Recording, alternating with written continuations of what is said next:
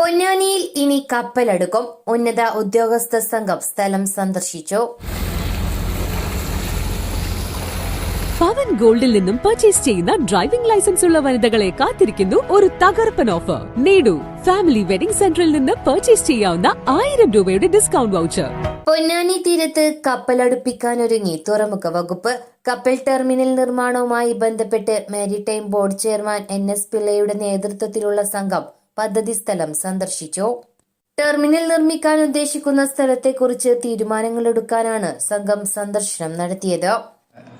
അത്യാവശ്യം ചെറുകിട രൂപത്തിൽ യാത്രയ്ക്ക്, അതുപോലെ തന്നെ ചില നമ്മൾ സാധനങ്ങൾ കയറ്റി അയക്കാനുള്ള സൗകര്യങ്ങളിൽ ചെറിയ ഷിപ്പുകൾക്ക് വന്നു പോകത്തക്ക രൂപത്തിലേക്കുള്ളൊരു പോർട്ട് എന്നാണ് നമ്മൾ ആദ്യം തന്നെ മാരിടൈം ബോർഡ് വിഭാവനം ചെയ്തിവിടെ അത്ര പ്രപ്പോസൽ ഉണ്ടായിട്ടുള്ളൂ. അതിന് പറ്റുന്ന സ്ഥലം കണ്ടെത്തുന്നതിനെ സംബന്ധിച്ച് പലപ്പോഴും നമ്മൾ പരിശ്രമിച്ചു. അതിൻ്റെ ഭാഗമായിട്ട് ഇപ്പോൾ ഒരു സ്ഥലം കണ്ടെത്തിയിരിക്കുകയാണ്, ഏറ്റവും ആപ്റ്റായിട്ടുള്ള സ്ഥലം എന്ന നിലയ്ക്ക്.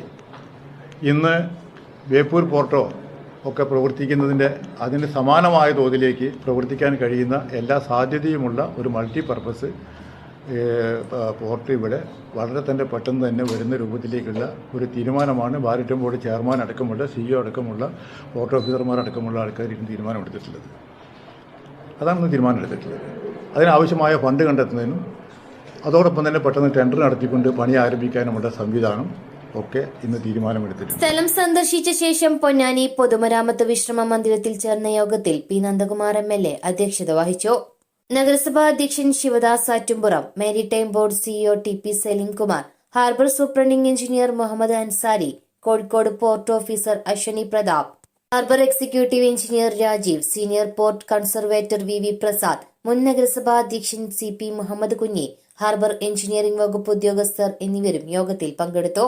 ആദ്യം ഒരു പ്രോജക്റ്റ് എന്ന് പറയുമ്പോൾ ആ ഒരു പ്രോജക്റ്റ് ബഹുമാനപ്പെട്ട MLA പറഞ്ഞതുപോലെ അതിൻ്റെ ആദ്യം എന്താണ്, ഒരു പോർട്ട് നമ്മുടെ കയ്യിലുള്ള ഒരു നോൺ മേജർ പോർട്ട് ഡെവലപ്പ് ചെയ്യണം. പൊന്നാനി എന്ന് പറയുന്നത് കേരള ഇന്ത്യൻ പോർട്ട് ആക്ടിന്റെ 4ാം സെക്ഷൻ അനുസരിച്ച് നോട്ടിഫൈ ചെയ്ത നോൺ മേജർ പോർട്ടാണ്. ഇത് ഡെവലപ്പ് ഇതിപ്പോൾ അറിയാം, പണ്ട് പ്രതാപം ഉണ്ടായിരുന്ന ഒരു പോർട്ടാണ്. അതിനെ ഡെവലപ്പ് ചെയ്യുന്നതിന് ഒറ്റയടിക്ക് നാളെ നമുക്ക് എല്ലാം കൂടെ കൊണ്ടുവരാൻ കഴിയില്ല. ഘട്ടം ഘട്ടമായിട്ട് ആവശ്യകത അനുസരിച്ച്, മൂലധന ലഭ്യത അനുസരിച്ച് അതിന്റെ സ്രോതസ് കണ്ടെത്തി നമ്മൾ ഡെവലപ്പ് ചെയ്യണം. നടപ്പ് സാമ്പത്തിക വർഷം കേരള ഗവൺമെന്റ് ബഡ്ജറ്റിൽ പൊന്നാനി പോർട്ടിന് മാത്രമായി 2.5 കോടി രൂപ വകയെത്തിയിട്ടുണ്ട് മൂലധന ചെലവായി. കൂടാതെ കേന്ദ്ര ഗവൺമെന്റ് സാഗർമാല എന്ന സ്കീമിൽ വാർഫ് ഡെവലപ്മെന്റിനും ഡ്രഡ്ജിങ്ങിനും തുറമുഖ വികസനങ്ങൾക്കും തുറമുഖ പശ്ചാത്തല വികസനത്തിനുമൊക്കെ പണം അത്യാവശ്യം 50% തരും, യുക്തമായ പ്രൊജക്ട് റിപ്പോർട്ട് കൊടുത്താൽ. ബഹുമാന്യനായ MLAയുടെ നിരന്തരമായ ഒരു അംബീഷനും അതേപോലെ റിക്വസ്റ്റും അദ്ദേഹത്തിന്റെ സമ്മർദ്ദത്തിന്റെ ഫലമായിട്ടാണ് ഈ ബഡ്ജറ്റിൽ പൈസ വന്നിരിക്കുന്നത്. അതനുസരിച്ച് നമ്മൾ കുറച്ച് ദിവസങ്ങളായി ചിന്തിക്കുന്നു ഇത് എവിടെ വേണം, എങ്ങനെ വേണം. ആദ്യം നമ്മളൊരു ഏജൻസി സമീപിച്ചിട്ട് വളരെ വിശദമായ പഠനം നടത്തി തരാൻ പറഞ്ഞു. ആ ഏജൻസി സമയത്ത് നമ്മളോട് പ്രതികരിച്ചില്ല. അങ്ങനെയാണ് നമ്മൾ ബഹുമാന്യനായ നമ്മുടെ സൂപ്രണ്ടിംഗ് എഞ്ചിനീയർ, ഹാർബർ എഞ്ചിനീയറിംഗ് ഡിപ്പാർട്ട്മെന്റിന്റെ മിസ്റ്റർ അൻസാരിയെ സമീപിച്ചത്. അദ്ദേഹം ഈ പ്രദേശത്തെക്കുറിച്ച് നല്ല ഭംഗിയായിട്ട് അറിയുന്ന ആളാണ്. നിങ്ങൾക്ക് അതിന്റെ പ്രസന്റേഷൻ കണ്ടു. അദ്ദേഹത്തോട് ആവശ്യപ്പെട്ടു. അദ്ദേഹം ഇപ്പോൾ ഇന്നൊരു നിങ്ങളുടെ മുമ്പിൽ പ്രസന്റ് ചെയ്തു. ഇത് ഞങ്ങൾ ആ സ്ഥലങ്ങളെല്ലാം ഇന്ന് പോയി കണ്ടപ്പോൾ ഞങ്ങൾ ആദ്യത്തെ ഉദ്ദേശിച്ചിരുന്ന ഒരു സ്ഥലം യഥാർത്ഥത്തിൽ ഫിഷറീസ്, അത് പോർട്ട് ഭൂമിയാണെങ്കിൽ പോലും പോർട്ടിലെല്ലാം ഒരു ഫിഷറീസ് ഹാർബർ ആൾറെഡി ഡെവലപ്പ് ചെയ്ത് ഫർദർ ഡെവലപ്മെന്റിന് ഗവൺമെന്റ് ഓഫ് ഇന്ത്യ ഒരു സ്കീം എന്ന് അപ്രൂവ് ചെയ്തിരിക്കുന്നു. അതുകൊണ്ട് ഇനി അവിടത്തേക്ക് നമുക്കൊരു പ്രൊജക്റ്റുമായി പോയിട്ട് കോൺഫ്ലിക്റ്റ് ഉണ്ടാക്കാൻ ഗവൺമെന്റിന്റെ 2 വകുപ്പുകളാണ് ഫിഷറീസും പോർട്ടും. അപ്പോൾ ഫിഷിംഗ് കമ്മ്യൂണിറ്റിക്ക് വേണ്ടുന്ന ഡെവലപ്മെന്റ് അംഗീകരിച്ച പ്രോജക്റ്റിൽ നിന്ന് ഇനി ഡീവിയേറ്റ് ചെയ്യാൻ പറ്റാത്തത് കൊണ്ട് രണ്ടാമത്തെ പ്രപ്പോസലായ 2 പ്രോജക്റ്റുകൾ, ലൊക്കേഷൻ 1, ലൊക്കേഷൻ 2, ബാക്കി നിങ്ങൾ കണ്ടതാണ്. 2 നമ്മൾ കണ്ടെത്തി. അതിൽ ലൊക്കേഷൻ 1 നിലവിലുള്ള സാഹചര്യത്തിൽ ഏറ്റവും ഉത്തമമാണെന്ന് ബോധ്യപ്പെട്ടു. ആ ബോധ്യപ്പെട്ട സ്ഥലത്ത് ഒരു മിനി പോർട്ട് പ്രവർത്തിക്കാൻ ആവശ്യമായ സങ്കേതങ്ങളെല്ലാം കൂടി ചെലവഴിക്കാൻ ഉദ്ദേശം 50 കോടി രൂപ ചെലവ് വരും. അത് 3 മുതൽ 5 വർഷം വരെ സമയമെടുക്കും. ഈ പറയുന്ന പ്രൊജക്ട് റിപ്പോർട്ട് HED നിങ്ങൾ കേട്ടതുപോലെ 3 ആഴ്ചക്കുള്ളിൽ തയ്യാറാക്കി തരും. അത് കേരള മാരിടൈം ബോർഡ് അംഗീകരിച്ച് ഗവൺമെന്റ് പോർട്ട് ഡിപ്പാർട്ട്മെന്റ് വഴി ഗവൺമെന്റ് ഓഫ് ഇന്ത്യക്ക് സാഗർമാലയിൽപ്പെടുത്താൻ അയക്കും. അവർ അതിന് അംഗീകാരം കിട്ടിയാൽ അതിൻ്റെ ഒരു 50% സാമ്പത്തിക സഹായം അവർ നൽകും. ആ അപ്രൂവൽ കിട്ടിക്കഴിഞ്ഞാൽ ഉടനെ HED ഈ വർക്ക് ഞങ്ങൾ ഏൽപ്പിക്കും. അവർ ആദ്യത്തെ ഇതിൽ ടെൻഡർ നടപടിക്രമം എല്ലാം പൂർത്തിയാക്കി. ഇപ്പം നമ്മൾ ഫിനാൻഷ്യൽ ഇയറിൻ്റെ ആദ്യമാണ്. അതിൻ്റെ ഈ അപ്രൂവലൊക്കെ ഗവൺമെന്റ് ഓഫ് ഇന്ത്യയിൽ നിന്ന് കിട്ടാൻ എങ്ങനെ പോയാലും 2, 3, 4 മാസം എടുക്കും. അത് കഴിഞ്ഞിട്ട് HEDക്ക് ഇത് ഫോർമലായിട്ട് ബോർഡ് തീരുമാനം എടുത്ത് കൊടുക്കാൻ 1, 2 മാസം എടുക്കും. അപ്പോൾ ഇതിൻ്റെ ഒരു പ്രോജക്റ്റിൻ്റെ ഒരു എന്താ പറയുക, ഇംപ്ലിമെന്റേഷൻ സ്റ്റേജിലേക്ക് ഫസ്റ്റ് ഫേസ് എത്തണമെങ്കിൽ തന്നെ മിനിമം 6 months എടുക്കും. എടുത്ത് HEDയെ നമ്മൾ ഏൽപ്പിക്കും.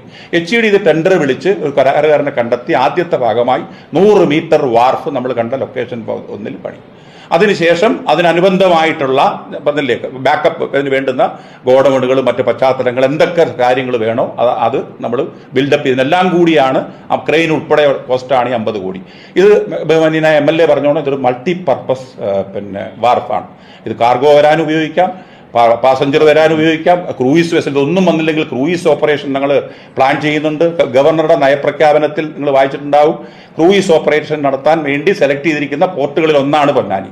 അപ്പോൾ അതെല്ലാം നമ്മുടെ ഇതെല്ലാം പ്ലാനുകളാണ്. ഒന്നുമില്ലാത്ത സ്ഥലത്ത് നിങ്ങളോടുള്ള അഭ്യർത്ഥന നിങ്ങൾ തോന്നിയത് എന്ന് നടക്കും നാളെ നടക്കും എന്ന് ചോദിച്ചളയരുത്. ഇതിനെല്ലാം സർക്കാരിൻ്റെ കാര്യമാണ്.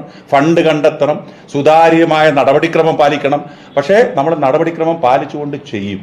അതിന് ഈ പറഞ്ഞ ഗവൺമെന്റ് ഓഫ് ഇന്ത്യയുടെ സാമ്പത്തിക സഹായവും സ്റ്റേറ്റ് ഗവൺമെന്റിന്റെ ബഡ്ജറ്റ് പ്രൊവിഷനും മാരിടൈം ബോർഡിന്റെയും കൂടി സഹായത്തോടു കൂടി നമ്മൾ ഘട്ടം ഘട്ടമായിട്ട് ആദ്യ ഘട്ടം 100 മീറ്റർ വാർഫാണ്. ഇത്രയാണ് എനിക്ക് പറയാനുള്ളത്. ഇനി നിങ്ങൾ സ്പെസിഫിക് ക്വസ്റ്റൻ ഉണ്ട് ഞാൻ പറയാം. അതിന്റെ പറയിൽ ഒരു തുറമുഖത്തിന് വേണ്ടുന്ന ഗോഡൌണുകൾ വേണം, അതിന് വേണ്ടുന്ന മറ്റ് അനുബന്ധ സൗകര്യങ്ങളായ പശ്ചാത്തല സൗകര്യങ്ങൾ വേണം. ചിലപ്പോ ഇതൊരു നോട്ടിഫൈഡ് പോർട്ടായിട്ട് ഒരു ഇമിഗ്രേഷൻ ചെക്ക് പോയിന്റ് ആയിട്ട് ഡിക്ലെയർ ചെയ്താൽ വിദേശ കപ്പലുകൾ അടുക്കുമെങ്കിൽ അതിനനുബന്ധമായ മറ്റ് സൗകര്യങ്ങൾ വേണം. CC ക്യാമറകൾ വേണം, ചിലപ്പോൾ ആക്സസ് കൺട്രോൾ, ഇങ്ങനെ ഓരോന്നും അതായത് നീഡ് ബേസ്ഡ് എന്ന് പറയുന്നതാണ്. നമ്മൾ ആദ്യമേ ഇപ്പോൾ വെറും കേരളത്തിൽ തീരദേശത്ത് വരുന്ന കൊച്ചു കപ്പലുകളെ ഉള്ളെങ്കിൽ അത് മതി. നാളെ വിദേശത്ത് നിന്ന് ഒരു കപ്പലെടുക്കണമെങ്കിൽ സ്റ്റാറ്റസ് മാറണം. അപ്പോൾ അതിന് വേറെ സൗകര്യം, അതായത് ഇന്റർനാഷണൽ മാരിടൈം ഓർഗനൈസേഷൻ പറയുന്ന ISPS കോഡ് കംപ്ലയൻസ് ഒക്കെ ഉണ്ട്.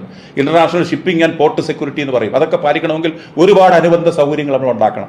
അതെല്ലാം വേണ്ടുന്നത് അതാ ഞാൻ പറഞ്ഞത്, അത് ഘട്ടം ഘട്ടം. നാളെ നമ്മൾ ഇന്നതെല്ലാം ചെയ്യുമെന്ന് പറഞ്ഞാൽ എല്ലാം ചെയ്തു വെച്ചിരിക്കട്ടെ. ഒരു 50 കോടി നമ്മൾ കടമേടിച്ച് ചെയ്തു, ഒരു ഗ്രൂവേ അല്ല പ്രശ്നം, 50 കോടി ചെയ്തു, ഒരു കപ്പലും അടുത്തില്ല, എന്തായിരിക്കും അവസ്ഥ? അപ്പോൾ നമ്മൾ നോക്കുന്നത് നമ്മുടെ സമീപത്ത് എവിടെ എന്തൊക്കെ ഡെവലപ്മെന്റ് ഉണ്ട്. ഇന്ന് ഞാൻ ചർച്ച ചെയ്തപ്പോൾ നിങ്ങൾ കേട്ടു, കോയമ്പത്തൂരും തിരുപ്പൂരും സാധ്യതയുണ്ടെന്ന് ബഹുമാനിയനായ ചൂപ്പണ്ണി കഴിഞ്ഞിട്ട് പറഞ്ഞു. അപ്പോൾ അവിടെ നിന്നുള്ള ആക്സസ് വിഴിഞ്ഞം തുറമുഖം ഡെവലപ്പ് ചെയ്ത് വരുന്നു. ഡിസംബറോടുകൂടി ആദ്യ കപ്പൽ അടുക്കും, മദർഷിപ്പ്, വലിയ കപ്പലുകൾ. ആ കപ്പലുകളിൽ അടുത്ത് ഇറക്കുന്ന സാധനങ്ങൾ പലതും ചിലപ്പോൾ നമ്മുടെ തീരദേശങ്ങൾ വഴി വടക്കൻ മലബാറിലേക്ക് കൊണ്ടുവരാൻ വേണ്ടി ഫീഡർ കപ്പലുകൾ അഥവാ കൊച്ചു കപ്പലുകൾ ഓടിക്കേണ്ടി വരും. അങ്ങനെ ഓടിക്കുന്ന കപ്പലുകളിന്റെ വലിപ്പം അനുസരിച്ച് നമുക്കിവിടെ അടുക്കണമെങ്കിൽ എന്ത് വേണം? ആദ്യത ഞാൻ പറഞ്ഞാൽ എന്ത് വേണം? ആ ചെറിയ കപ്പൽ അടുക്കാൻ നമുക്ക് ഈ വാർഫ് മതി. മനസ്സിലായി? അപ്പോൾ ഇതെല്ലാം നമ്മുടെ സാധ്യതകളാണ്. കോഴി മുമ്പേ വരുമോ മുട്ട മുമ്പേ വരുമോ നമുക്കിപ്പോൾ പറയാം. ബട്ട് ഒന്നുമില്ലാത്തടത്ത് ലെറ്റസ് ഡു സംതിങ്. അതാണ് അങ്ങനെ നമുക്ക് ഘട്ടം ഘട്ടമായി ഡെവലപ്പ് ചെയ്യാം. ഭാവിയിൽ വലിയ സാധ്യതകൾ പൊന്നാനിക്കുണ്ടെങ്കിൽ അന്നേരം നമുക്ക് അടുത്ത സ്ഥലം എന്തായിരുന്നു സെക്കൻഡ് ഓപ്ഷൻ ഉണ്ട്, അവിടെ നമുക്ക് ഡെവലപ്പ് ചെയ്യാം. മനസ്സിലായി? അപ്പോൾ ഈ 6 മീറ്ററോ അത് കൂടുതൽ ആഴം വേണോ വെക്കേണ്ടത്? ഇപ്പം നിലവിൽ വേപ്പൂരിനൊപ്പം ആഴമുണ്ട്. ഈ പറയുന്ന ഒന്നാം സ്ഥലത്തായിട്ട് 3-4 മീറ്റർ നമുക്കുണ്ട്. ഒരുവിധപ്പെട്ട എല്ലാ കപ്പലുകളും കേരള തീരത്തെടുക്കുന്ന കപ്പലുകൾക്ക് വരാനുള്ള ആഴം അത് ധാരാളം. എന്റെ ഇഷ്ടങ്ങൾ എന്റെ ഫാമിലിക്ക് അറിയാം. Family wedding centre, Eswaramangalam new UP school Ponnani. മറക്കണ്ട കേട്ടാ, ഇന്ന് തന്നെ പോയി അഡ്മിഷൻ എടുത്തോളേ. Benzy polyclinic and pharmacy, Ponnani road, Chanthappadi, Ponnani.